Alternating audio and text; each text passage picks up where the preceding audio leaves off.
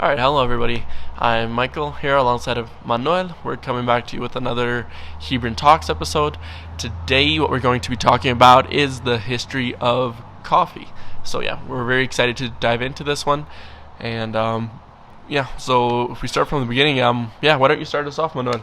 Where did it all begin? Like how did this all start? So here's one thing about the coffee world, the coffee scene around the globe, and it is not a certain point. There's not a certain history or I mean scientific theory proof about how the coffee started around the world. But I think one of the most commonly accepted theories is the one about Caldi. Have you heard about that one? Yeah, the story of Caldi, the goat herder. Yeah, so it is about this guy that had a farm in the, what was it, 14th century, I think? 15? Yeah, I think 14th century around there. The rumors, the legend has it, 14th century. Yeah, I mean, that is what the legend says anyway. So it was about this guy named Caldi who noticed that his goats had a extremely energized behavior just after they were eating some kind of cherries out of that weird tree that was from around. So it is about this time when he realizes that those cherries were the reason why their goats were so energized.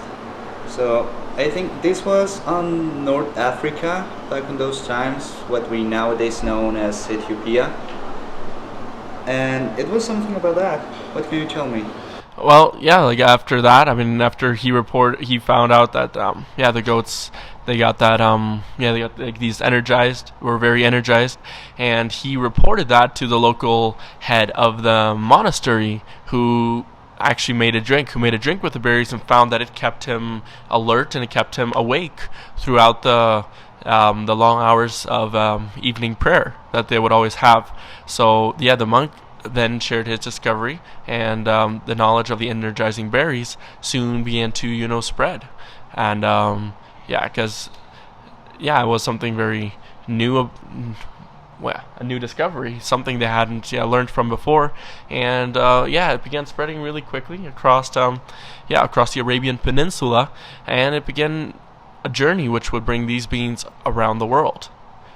Here's the thing though, is that when they first started drinking the coffee, they were not roasting it yet. Right. Weren't they? Yeah, exactly. Yeah, that's something to keep in mind. They had no knowledge of roasting coffee yet, but first of all, I think what they were doing, they were just making an infusion out of the green seed of the fruit. It wasn't roasted yet. And it was, I don't know how exactly they came up with the idea about roasting that seed, but they were first making an infusion, and then they were brewing the roasted seed. Yeah, and that is when this whole thing about spreading the coffee around the peninsula happens. That happens on the first wave of the coffee, which if you're involved into the coffee world by now, you should have heard about the coffee waves. That is something that we will be talking some next episodes, but let's keep it simple for now.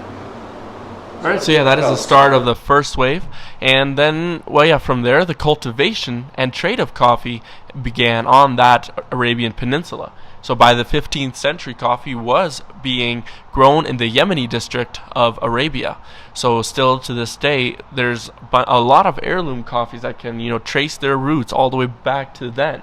Like coffees grown in Yemenia that are still, their roots are traced all the way back, the variety and the seeds, some of them they're over 400 years old, and they're still being grown to this day, although in new trees and everything. But it's the same varieties that are grown still to this day. So, and by 16th century, as it was growing, it began dispersing slowly across these different countries. So it made its way from the Yemeni district of Arabia to the closest countries around it, which were Egypt, Persia, Syria, and also Turkey. So the legend has it that, yeah, coffee was first roasted on the Arabian Peninsula. So the exact location is unsure. But yeah, you were talking about this the other day, exactly how it started, the legend behind it. So yeah, could you dive some more into that? The exact location is not known. As we were saying, there's a lot of theories around this. But what most people believe and what most people talk about is how the first coffee beans were roasted on what we know as Turkey nowadays. So they were out roasting the beans through fire in the pan. It was not an evenly roasting. Yeah, you definitely couldn't say that. They didn't have any kind of technology, we would say, as we have nowadays, or even knowledge of roasting, because yeah, they were the pioneers of roasting coffee. They were just doing whatever they thought it was good, you know. And exactly. They did a good job. I mean, because of them is why we're here now. You know, they were the pioneers of this, of roasting the coffee beans. So yeah, moving forwards, it was. What was next? What would you say? So yeah, coffee was enjoyed in homes and many public coffee houses in the Arabian Peninsula called kave kane, which is Arabic for coffee houses, and they began to appear in cities across the Near East. So keep in mind, the Near East was a trade destination because of Europe did a lot of trade with Africa. So a lot of like these experiences and a lot of the travelers and also the sellers and also the sailors, they would bring back what they experienced in Africa and they would bring it back across to Europe. So the first step into Europe was was Italy, of course. And there was actually some, I was reading about this just the other day, there was protests going on, and there was these monks, they were trying to ban coffee from Italy because they didn't really know what was in it and how it would have these how it would affect people this way. So they were actually considering it to be some kind of bad drink, until Pope Clement VIII tasted the beverage and found it so satisfying that he approved of it. Yeah. It was also here in Italy on 17th century, which is, I would say, the beginning. Well, it was almost the end of the first wave. It was almost the end. But this is when the Italians started mixing the coffee with some other ingredients such as milk or some spices. So this is where all these coffee and milk-based beverages start to come from. Like, for example, one fun fact here is that the cappuccino, for example, which is an Italian drink, it owes its name to some monks. Oh, gotcha. Who would used to wear some kind of how would you call this? The monasteries. No, the monks, like the. Oh, they wore these robes. They wore these like brown robes. Brown robes. And normally the top of their heads would be shaved bald. So yeah, hence it's got its name. In the beginning, a cappuccino would have been like this like really brown drink with a dot of foam on top, which sort of, because the monks, they started drinking these coffees first, and it got their name because it sort of represented the monks. Yeah. That is one of the theories. As we were saying before, there's a lot of theories, but that is also an interesting one. So yeah, and moving forward after this, it is about how the coffee started to be a common drink between the breakfast of the people who used to drink beer and wine for breakfast. So basically what they did is to change their alcoholic drinks to a better thing, which is the coffee. And nowadays we do know that coffee is very healthy. The body is a real good thing. So yeah, that's like that is actually interesting because we associate coffee with this beverage that would give you energy and it keeps you alert. But well, back in the days, it seems kind of strange thinking that they had beer and wine for breakfast, and that they found it strange when they drank coffee, they would actually they would be more energized, and even the quality of their work would improve. So yeah, that's More slowly productive, yeah, more productive even. And so yeah, that's where coffee slowly took over like breakfast. As a drink people would have for breakfast. That is how the coffee passed from being a kind of like a religious drink to some sort of I don't know. Just a common drink, yeah, just a something. common drink. Yeah, something people have all the time. So yeah, soon after, in the mid 1600s, coffee was brought to New York by the British, who by then coffee had made its way all over the European, all over Europe. So even though tea continued to be the favorite drink in the New World until 1773, when the colonists in what we now know to be U.S., they revolted against the tax that King George III implemented. So the revolt, known as the Boston Tea Party, changed the American preference to coffee. So up until that time, tea would have still been the preference of a drink in what we now know as U.S., but after these taxes were implemented, they changed over to coffee. So that is just an interesting fact right there. So there was fierce competition to cultivate the coffee outside of Arabia as demand spread it. So yeah, right now we've been walking through a bit about how the demand spread it of coffee throughout the world. And so yeah, as coffee grew more popular, there was more demand for it. So yeah, people were realizing that, and the Dutch were the first. The Dutch were the first to get seedlings in the later half of the 17th century.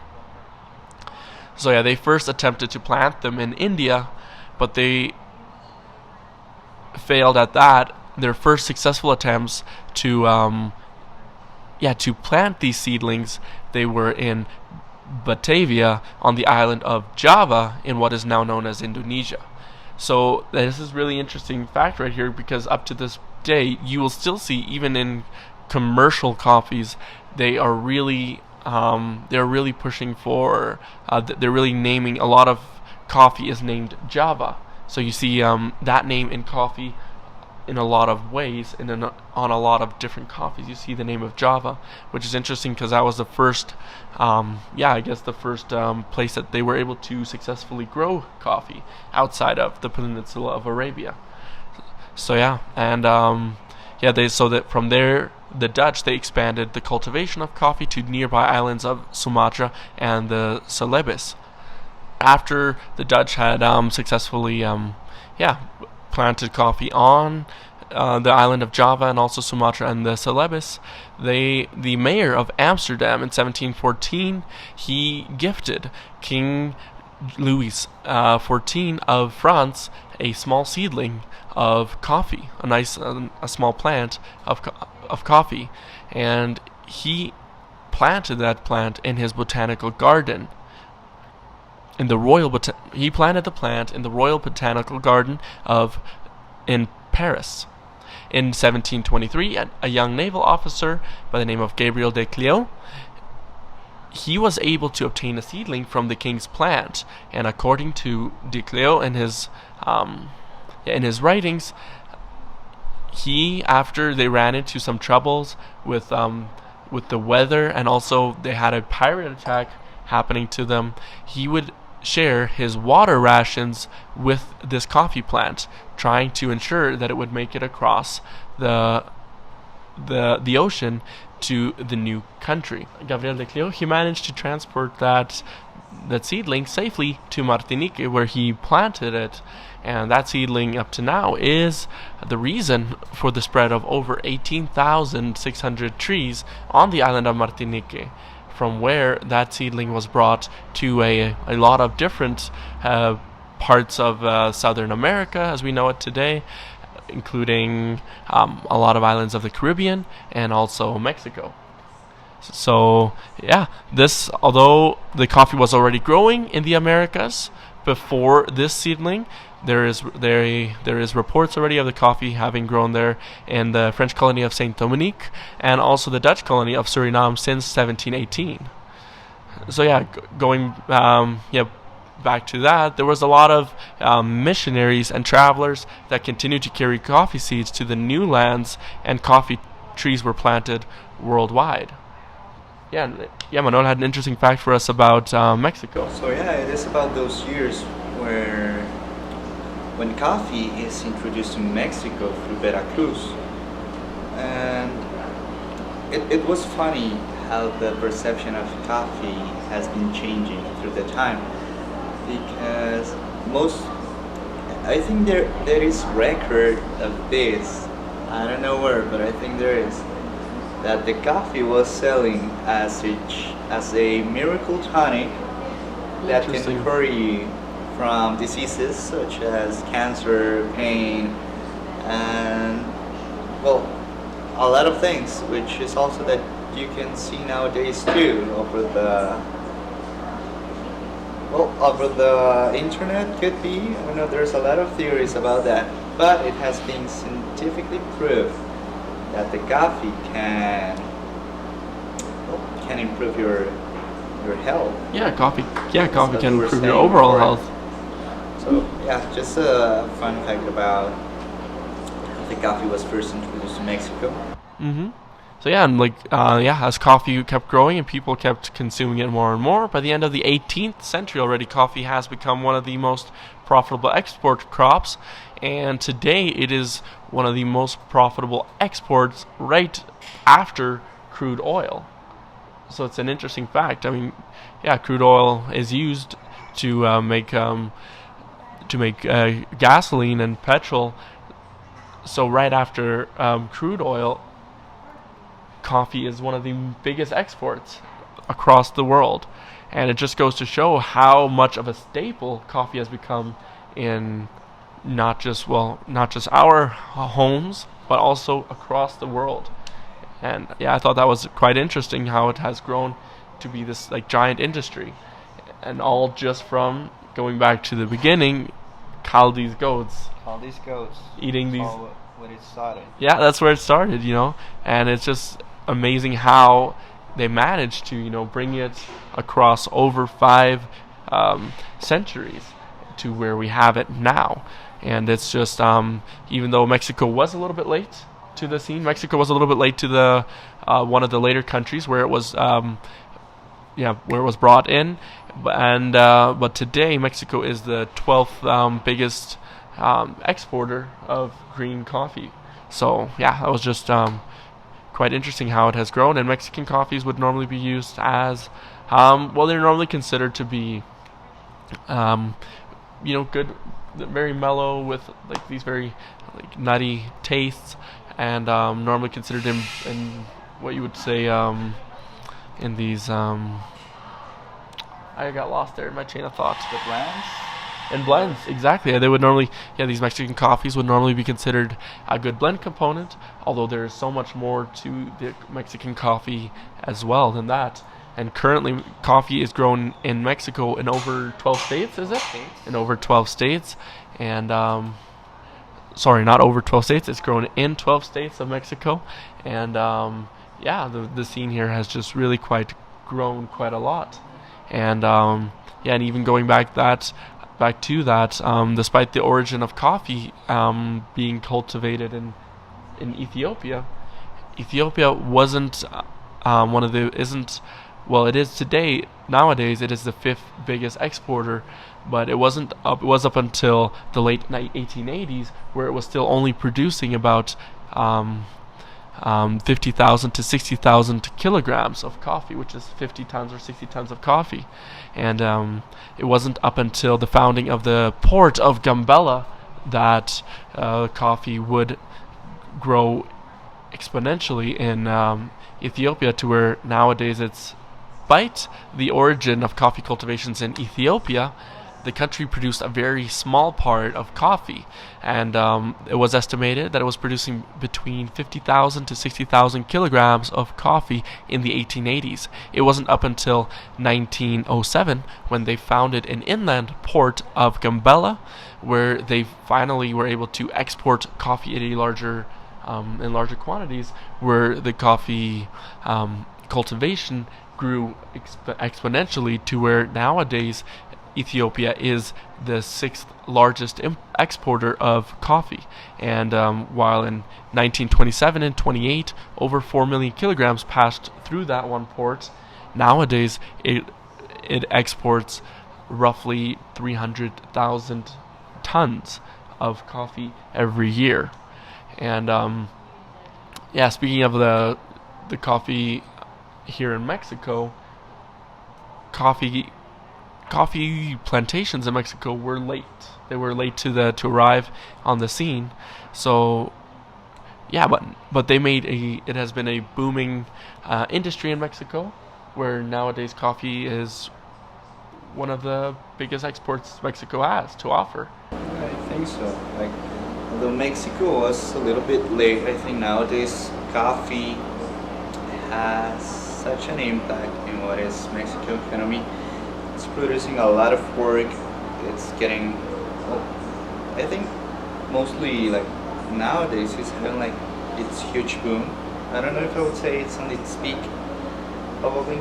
No, definitely. I don't think coffee is at its peak in Mexico yet, but yeah, it is produced in over 12 states in Mexico, and it's grown in over 12 states of Mexico, and that is sort of a 500-year window, just really shrunk down into a couple of minutes, and how it all started with Kali the goat farmer, and it's expanded throughout the world to what is now one of the largest, one of the biggest industries around the world. So, yeah, that is sort of, basically in a nutshell, how coffee made its way across from Ethiopia Through the world.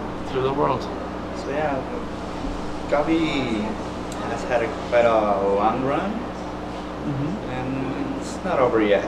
I mean, I don't even think we've seen the peak of it yet. Yeah, I think we're just about to know what coffee is capable of.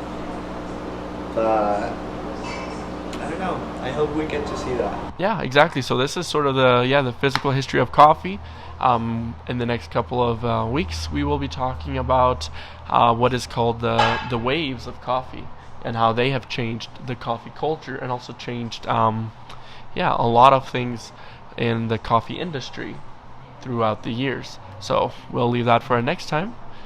For today, I think that'll be all from us. I think so. All right. So you want to do the goodbyes? Sure. Well, so thank you for joining us today, and catch you up later. All right, sounds good. Yeah, perfect. That was another one of our Hebron talks. So everyone, y'all have a great week, and we'll talk to you next time.